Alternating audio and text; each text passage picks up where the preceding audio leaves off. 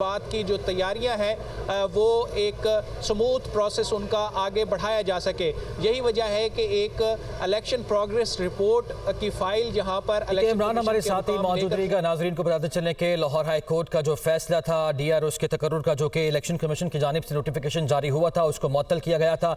ये फैसला आज सुप्रीम कोर्ट में चैलेंज किया गया और सुप्रीम कोर्ट का 3 रुकनी बेंच अब इस पर समाअत कर रहा है। इस पर समाअत का बाकायदा तौर पर आगाज हो चुका है।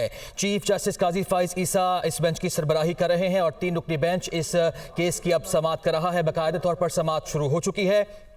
जस्टिस तारिक मसूद और जस्टिस मंसूर अली शाह पर मुश्तमिल 3 रुकनी बेंच अब इस अहम केस की समाअत कर रहा है। ब्यूरो चीफ इस्लामाबाद अदील वड़ाइच हमारे साथ मौजूद है। अदील, बाकायदा तौर पर समाअत का आगाज हो चुका है, क्या देख रहे हैं, किस तरफ ये मामला जाता हुआ आपको दिखाई दे रहा है? अगर फैसला मुअत्तल होता है लाहौर हाई कोर्ट का तो वो किस बेस पे होगा और क्या इबाहम आपको दिखाई देता है लाहौर हाई कोर्ट के फैसले में?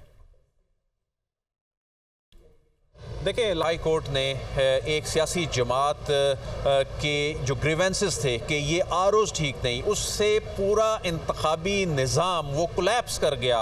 रिटर्निंग अफसरान एक ऐसे वक्त में उनकी जो नोटिफिकेशन है उनको कालअदम करार दे दिया गया जब ये अफोर्ड नहीं किया जा सकता था।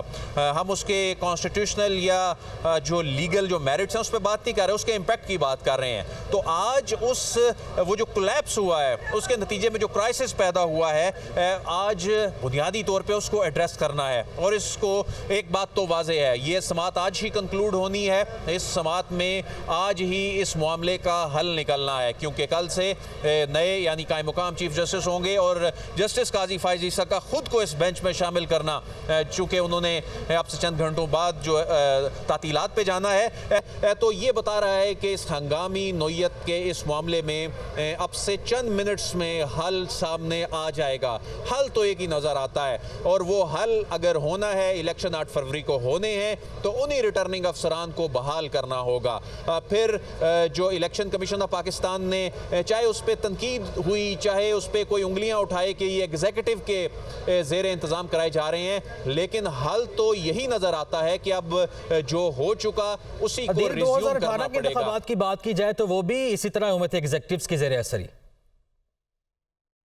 नहीं, 2018 के इंतखाबात जो हैं वो अदालती अफसरान ने कराए थे और जो उसके बाद जो ज़िमनी इंतखाबात हुए थे, ये जो सियासी जमातें कह रही हैं ना, ये इस गलत बयानी की जा रही है। ये उस वक्त जो इंतखाबात हुए थे, जो डिस्ट्रिक्ट रिटर्निंग अफसरान थे, ये उस वक्त के डिस्ट्रिक्ट एंड सेशन जजेस और सिविल जजेस थे और ये 1988 के बाद से ये प्रैक्टिस चली आ रही है और इसमें उसको फिर RTS के इलेक्शन कह दिया गया, मुतनाज़ा बनाया गया। आज तक वो चीज़ प्रूफ नहीं हो सकी किसी भी फोरम पे। उससे पहले आरओज़ के इलेक्शन 2013 के इलेक्शन कहा गया, ये प्रूफ नहीं हो सका।